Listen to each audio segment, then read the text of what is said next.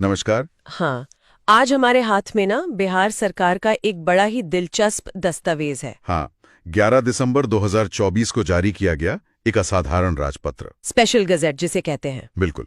और इसके अंदर है एक नया कानून, बेतिया राज की संपत्तियों को निहित करने वाला अधिनियम 2024। और ये सिर्फ एक कानूनी दस्तावेज नहीं है, ये अपने आप में मतलब इतिहास का एक पन्ना है। सही कहा। आज हम इसी को परत दर परत खोलकर समझने की कोशिश करेंगे। हाँ, मतलब एक एक लाइन का मतलब क्या है, ये क्यों लाया गया और इसका असर कितना गहरा होने वाला है। क्योंकि ये सिर्फ जमीन जायदाद का मामला नहीं है, ये एक बहुत पुरानी, बहुत बड़ी और कह सकते हैं उतनी ही उलझी हुई रियासत की कहानी में एक नया मोड़ है। और सरकार ने इस कानून से दशकों के सिरदर्द को एक झटके में खत्म करने की कोशिश की है। मुकदमे, मैनेजमेंट, सब कुछ। तो चलिए शुरू से शुरू करते हैं। कोई भी कानून बनाने से पहले सरकार एक वजह बताती है ना? प्रस्तावना या प्रियम्बल। बिल्कुल। इस कानून की वजह क्या बताई गई है? ये प्रियम्बल या प्रस्तावना एक तरह से इस कानून की ओरिजिन स्टोरी है।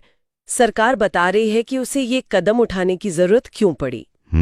इसकी शुरुआत होती है यतः या व्हेयरएज शब्द से, जिसका मतलब है चूंकि ऐसा है। अच्छा, तो पहला यतः क्या कहता है? पहला पॉइंट हमें इतिहास में 100 साल से भी ज्यादा पीछे ले जाता है। इसमें कहा गया है कि बेतिया राज के आखिरी राजा हरेंद्र किशोर सिंह, उनकी मृत्यु बिना किसी वारिस के हो गई थी। और उनकी पत्नी महारानी जानकी कुंवर, उन्हें संपत्ति का मैनेजमेंट संभालने में असमर्थ घोषित कर दिया गया था। और यहीं से सरकार की एंट्री होती है ना? एग्जैक्टली, बिल्कुल।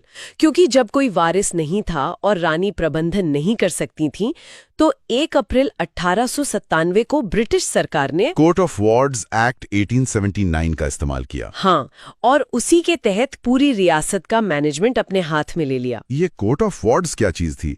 सुनने में बड़ा भारी भरकम लगता है, जरा समझाएंगी? इसे ऐसे समझिए कि ये एक तरह की सरकारी देखरेख की व्यवस्था थी। अच्छा। अगर कोई जमींदार या राजा मान लीजिए नाबालिग हो, मानसिक रूप से ठीक ना हो या किसी भी वजह से अपनी संपत्ति नहीं संभाल सकता, तो सरकार एक केयरटेकर या कहिए गार्डियन की तरह उसकी संपत्ति को मैनेज करती थी। तो 1897 से बेतिया राज पर सरकार का सीधा कंट्रोल तो था, लेकिन एक मैनेजर के तौर पर, मालिक के तौर पर नहीं। ये फर्क बहुत जरूरी है। अच्छा, तो 125 साल से सरकार सिर्फ मैनेजर थी। तो प्रस्तावना में आगे क्या कहा गया है? आगे सरकार बताती है कि ये संपत्ति कोई छोटी मोटी नहीं है। ये बिहार और उत्तर प्रदेश में फैली है और इसकी कीमत कई हजार करोड़ रुपए है। लेकिन साथ ही इस पर अनगिनत मुकदमे हैं, लोगों ने अतिक्रमण कर रखा है और मतलब अवैध कब्जे हो रखे हैं। और यहीं पर सबसे दिलचस्प बात आती है। सरकार इस प्रस्तावना में एक तरह से मान रही है कि उसका अपना ही सिस्टम फेल हो गया। हाँ, ये बहुत बड़ी बात है। प्रियम्बल में साफ लिखा है, यह देखा गया है कि बेतिया राज के प्रबंधक संपत्ति की प्रभावी ढंग से रक्षा करने में सक्षम नहीं है। यानी जो कोर्ट ऑफ वार्ड सिस्टम 125 साल से चल रहा था, वो इस विशाल संपत्ति को बचाने में नाकाम रहा है। तो सरकार कह रही है कि हमसे मैनेज नहीं हो पा रहा है, इसलिए अब हम इसे पूरी तरह से अपने हाथ में ले रहे हैं। बिल्कुल। और इसका कारण बताया गया है लोकहित। बिल्कुल।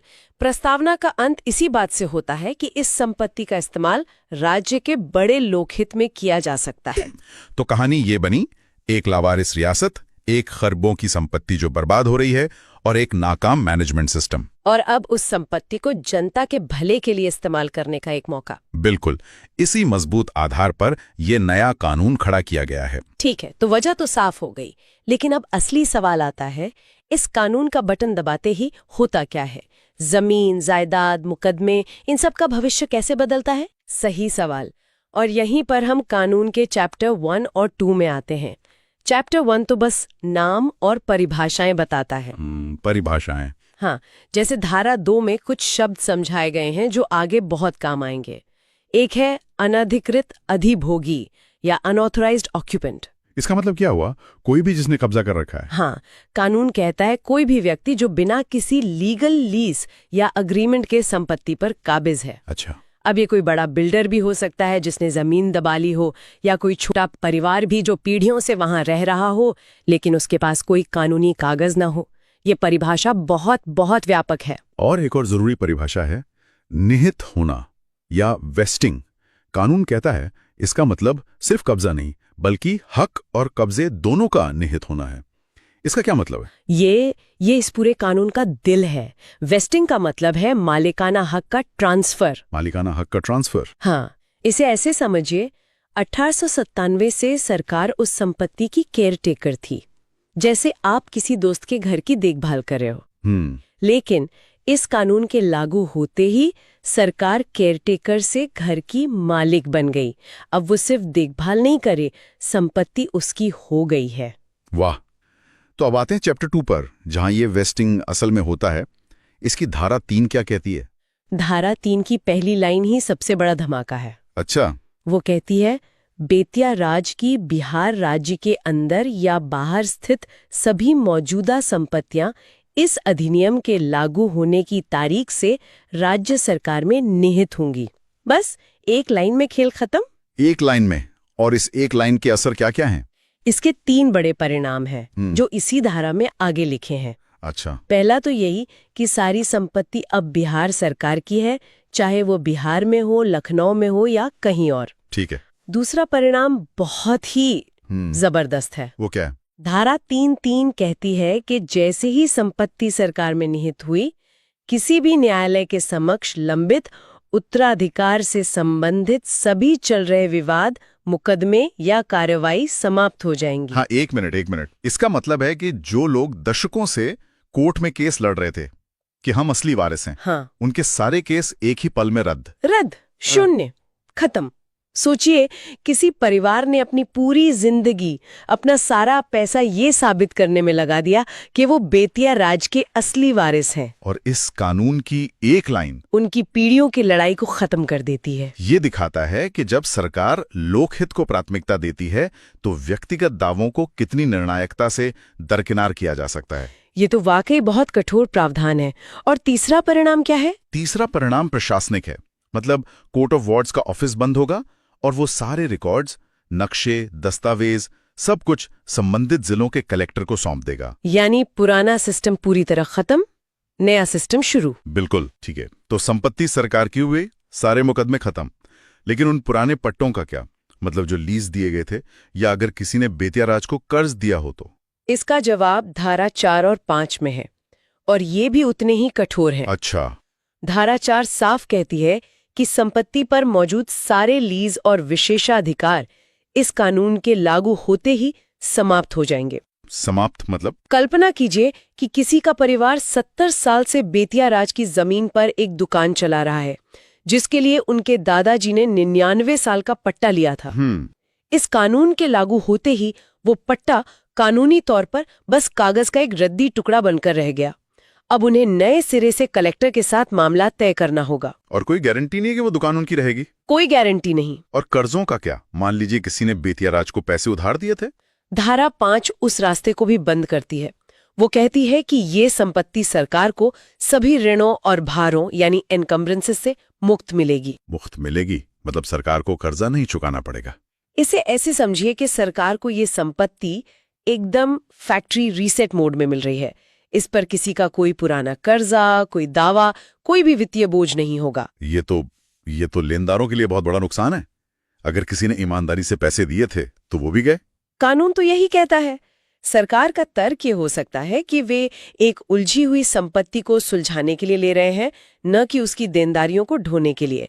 लेकिन हाँ, ये उन लोगों के लिए एक बहुत बड़ा झटका है जिनका पैसा इसमें फंसा था।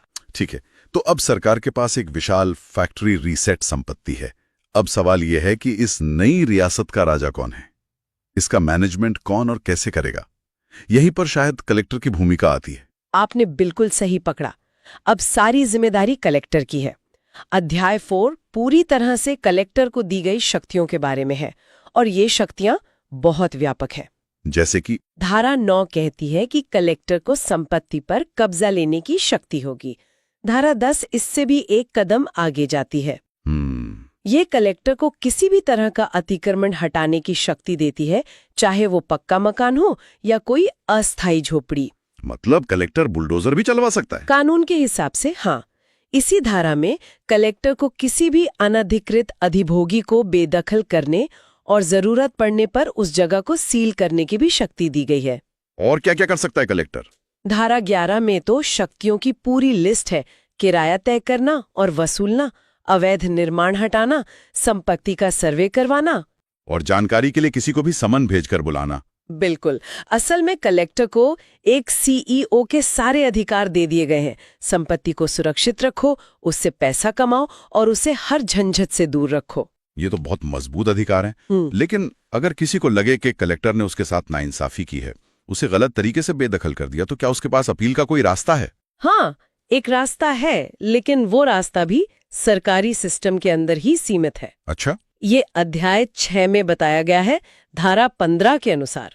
अगर आप किसी स्पेशल ऑफिसर के आदेश से खुश नहीं हैं, तो 30 दिन के अंदर कलेक्टर के पास अपील कर सकते हैं। और अगर कलेक्टर के फैसले से भी खुश नहीं है तो आप अगले 30 दिन के अंदर राजस्व बोर्ड, मतलब बोर्ड ऑफ रेवेन्यू के पास एक रिवीजन पिटिशन डाल सकते हैं और राजस्व बोर्ड को 60 दिन में उस पर फैसला देना होगा। लेकिन ये पूरी प्रक्रिया तो प्रशासनिक अधिकारियों के बीच ही खत्म हो गई।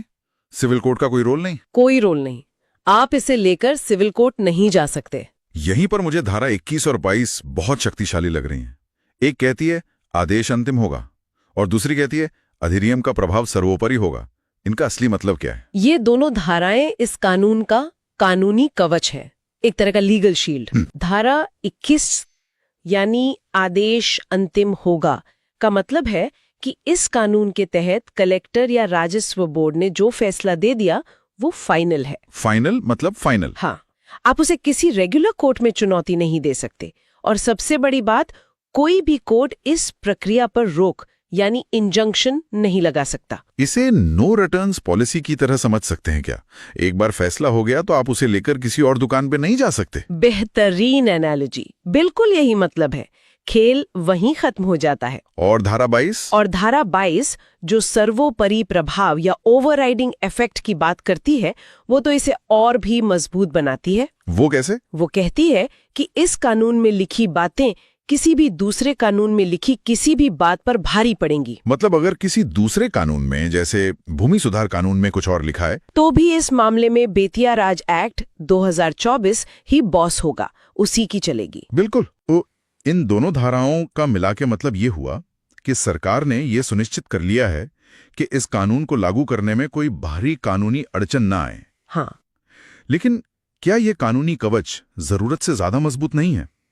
इसका मतलब तो ये हुआ कि अगर कलेक्टर कोई गलती भी करता है तो आम नागरिक के पास अदालत जाने का रास्ता लगभग बंद है।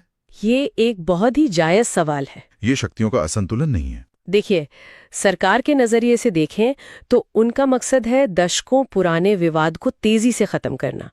अगर हर फैसले को अदालतों में चुनौती दी जा सकेगी तो ये प्रक्रिया फिर से सालों तक खिंच जाएगी।